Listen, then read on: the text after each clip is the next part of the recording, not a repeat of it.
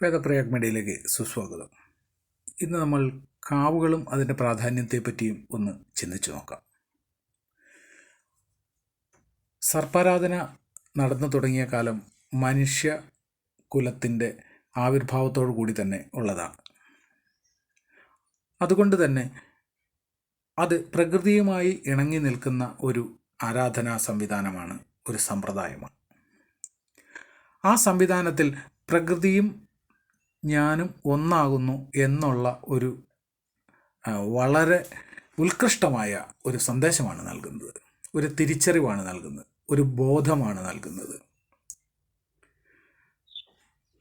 എന്ന് പറഞ്ഞാൽ ഈ ശരീരവും ഈ പ്രകൃതിയും തമ്മിൽ യാതൊരുവിധ ഭേദവുമില്ല. ബ്രഹ്മാണ്ടം തന്നെയാണ് പിണ്ടാണ്ടം, പിണ്ടാണ്ടം തന്നെയാണ് ബ്രഹ്മാണ്ടവും എന്നുള്ള ആ തിരിച്ചറിവ് കൊടുക്കുന്ന ഒരു സംവിധാനമാണ് സത്യത്തിൽ കാവുകളും കാവിനെ ചുറ്റിപ്പറ്റിയുള്ള ആരാധനയും.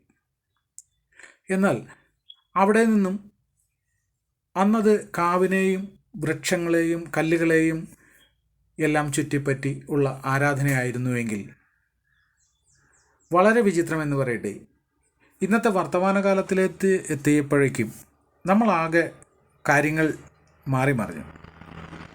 ഇവിടെ നമ്മൾ കാണുന്നത് വളരെ ബൃഹത്തായ രീതിയിൽ നിർമ്മിച്ചിട്ടുള്ള പല കാവുകളും, അതിൽ പലതിലും ഒന്നോ രണ്ടോ പേരിന് മാത്രമുള്ള വൃക്ഷങ്ങളോ അത് കൃത്യമായി വെട്ടി നിർത്തിയ രീതിയിൽ ക്രോപ്പ് ചെയ്ത് നിർത്തുന്നു എന്ന് വേണമെങ്കിൽ പറയാം എന്നുള്ള രീതിയിൽ കാണുന്ന സർപ്പക്കാവുകളെയാണ് നമ്മൾ ഒട്ടുമുക്കാലും കാണുന്നത്.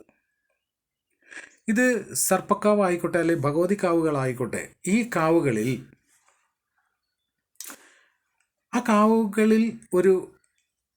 ഒരു പ്രത്യേക വ്യവസ്ഥിതിയുണ്ട്. എന്ന് പറഞ്ഞാൽ ഒരു ആവാസ വ്യവസ്ഥിതിയിൽപ്പെട്ട എല്ലാ ജന്തു വർഗങ്ങളും എല്ലാ ഉരകവർഗങ്ങളും എല്ലാ പക്ഷിമൃഗാദികളും അതിനകത്ത് വാസമുണ്ടാവും. അവരുടെ ഒരു ആവാസ കേന്ദ്രമാണത്. അത് മനുഷ്യന് ഒരുപാട് നമ്മളുടെ നിലനിൽപ്പിനെ തന്നെ ബാധിക്കുന്ന രീതിയിലേക്ക്, സഹായിക്കുന്ന രീതിയിലേക്ക് അത് ഉയർന്നു പ്രവർത്തിക്കുന്നു എന്നുള്ളതാണ് ഏറ്റവും പ്രധാനപ്പെട്ട കാര്യം. നമുക്ക് ചുറ്റുമുള്ള വിഷാംശങ്ങളെ അത് ഇല്ലാതെയാക്കുന്നു, ടോക്സിക്കേഷൻ നടക്കുന്നു. അതേപോലെ തന്നെ നമ്മൾക്ക് ആവശ്യമായിട്ടുള്ള ഓക്സിജനെ ഉൽപ്പാദിപ്പിക്കുന്നു. നമുക്ക് ബുദ്ധിമുട്ടുള്ള കാർബൺ ഡയോക്സൈഡ് പോലെയുള്ള, മോണോക്സൈഡ് പോലെയുള്ള പല വാതകങ്ങളെയും അവരത് അവരുടെ നിലനിൽപ്പിന് വേണ്ടി ഉപയോഗിക്കപ്പെടുന്നു. അതേപോലെ തന്നെ ഭൂമിയിലേക്ക് വന്നു കഴിഞ്ഞിട്ടുണ്ടെങ്കിൽ ആ ഭൂമിയെ വളരെ ഫലഭൂയിഷ്ടമാക്കി നിർത്തുന്നു. അതിൻ്റെ ഒരു ഇലാസ്തികത എന്ന് പറഞ്ഞു കഴിഞ്ഞാൽ ഒരു കട്ടിയാവാതിരിക്കുന്ന അവസ്ഥ അതുണ്ടാക്കിയെടുക്കുന്നു. അതായത് മണ്ണിലൂടെ എയറിനെ പാസ് ചെയ്ത് നമ്മൾക്ക് കൃഷിയോഗ്യമാക്കിയ രീതിയിലേക്ക്, ഫലഭൂയിഷ്ടമാക്കിയ രീതിയിലേക്ക് മണ്ണിനെ ഒരു സംവിധാനത്തിലൂടെ അത് കടത്തിവിട്ട് ആ മണ്ണിനെ നമുക്ക് ഉപയോഗപ്രദമാക്കുന്ന രീതിയിലേക്ക് മാറ്റിത്തരുന്നു. ഇതെല്ലാം അതേപോലെ മണ്ണൊലിപ്പ് തടഞ്ഞു നിർത്തുന്നു. അതേപോലെയുള്ള എയറിൻ്റെ ട്രാൻസ്മിഷൻ നടക്കുന്നു എന്ന് തുടങ്ങി ഒരുപാട് കാര്യങ്ങൾ. ഓസോൺ പാളിയിലെ നമുക്ക് സൂര്യനിൽ നിന്ന് കടന്നു വരുന്ന രശ്മികളിൽ നമ്മൾക്ക് ദോഷകരമായിട്ടുള്ള ഒരുപാട് രശ്മികളുണ്ട്. ഈ രശ്മികളെ തടഞ്ഞു നിർത്തുന്നതിന് ഒരു പരിധിവരെ സഹായിക്കുന്നു എന്ന് തുടങ്ങി ഒരുപാട് കാര്യങ്ങൾ സഹായം ചെയ്തു തരുന്നതാണ് നമ്മളുടെ കാവുകൾ. ഓരോ വീട്ടിലും ഓരോ ചെറിയ കാവ്, ഓരോ ഗ്രാമത്തിലും ഓരോ കാവുകൾ, അതേപോലെ നഗരത്തിൽ ഓരോ കാവുകൾ എന്ന് തുടങ്ങിയ രീതിയിലേക്കായിരുന്നു നമ്മളുടെ പഴയ സംവിധാനങ്ങളുടെ പോക്ക്.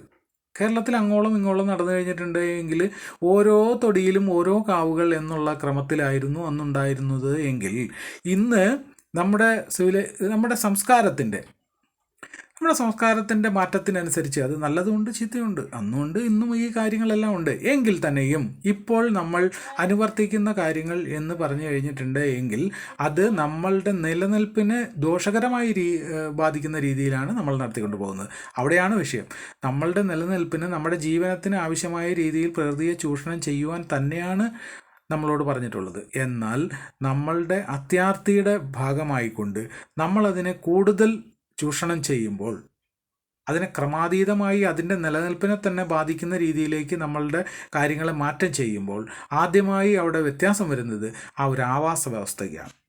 അതറിഞ്ഞോ അറിയാതെയോ നമ്മുടെ ക്ഷേത്രങ്ങളിൽ ഈ കാവുകളുടെ ചുറ്റും വളരെ നല്ല രീതിയിൽ കോൺക്രീറ്റ് കാര്യങ്ങളെല്ലാം ചെയ്ത്, വളരെ നല്ല ചിത്രപ്പണികളോട് കൂടിയിട്ടുള്ള സിമെൻറ്റ് പരിപാടികളിലും ചെയ്ത് അതിനെ പല സ്ഥലങ്ങളിൽ നനയാതെ ആക്കിയിരിക്കുന്നു എന്ന് വരെയുണ്ട് അപൂർവമായിട്ട്. അതേപോലെ അങ്ങോട്ട് നടന്നെത്താനായിട്ടും നമ്മൾക്ക് പ്രദക്ഷിണം ചെയ്യാനായിട്ടുള്ള വഴികളെ, തൊട്ടടുത്തോട്ട് പ്രദക്ഷിണം ചെയ്യാനായിട്ടുള്ള വഴികളും ഭാഗങ്ങളിലൂടെയും പണ്ട് വെള്ളം കെട്ടി നിറഞ്ഞ സ്ഥലങ്ങളിലും, അതേപോലെ തന്നെ മരത്തിൻ്റെ വേരുകൾ പൊങ്ങി വന്നിട്ടുള്ള കുഞ്ഞി വേരുകളൊക്കെ തടഞ്ഞ് നമ്മൾ നടക്കാൻ ബുദ്ധിമുട്ടിയിരുന്ന സ്ഥലങ്ങളിൽ ഇന്ന് വളരെ വളരെ ഭംഗിയായിട്ട് ഗ്രാനൈറ്റ് വരെ ഇട്ട കാവുകളാണ് നമ്മൾക്ക് കാണാൻ കഴിയുന്നത്. ഇത് വളരെ ദൂഷ്യകരമാണ്. ഒരിക്കലും അത് ചെയ്യാൻ പാടില്ല. ബാക്കിയുള്ള സ്ഥലങ്ങളിൽ നമ്മൾക്കത് ചെയ്യാമെങ്കിലും ഒരു കാരണവശാലും കാവുകളിൽ അത് ചെയ്യരുത്. കാരണം കാവിൻ്റെ പ്രത്യേകത അറിഞ്ഞുകൊണ്ട് തന്നെ വേണം അത് ചെയ്യാൻ. ഇതിനെ നമ്മൾ കുളത്തിൽ നിന്ന് മീനെ പിടിച്ചു കൊണ്ടുവന്ന് വീടിനുള്ളിൽ വച്ചിരിക്കുന്ന അക്വേറിയത്തിൽ ഇടുന്ന രീതിയായി പോകും. ഇതുകൊണ്ടൊരു ഗുണമില്ല. ജസ്റ്റ് നമ്മൾക്ക് കാണാമെന്നുള്ളതല്ലാതെ അതിൽ നിന്ന് നമ്മൾക്ക് ഒരു ഉപയോഗം അല്ലെങ്കിൽ ഉപകാരം നമ്മൾക്ക് മാനവരാശിക്ക് കിട്ടുമെന്നുള്ള പ്രതീക്ഷ വേണ്ട.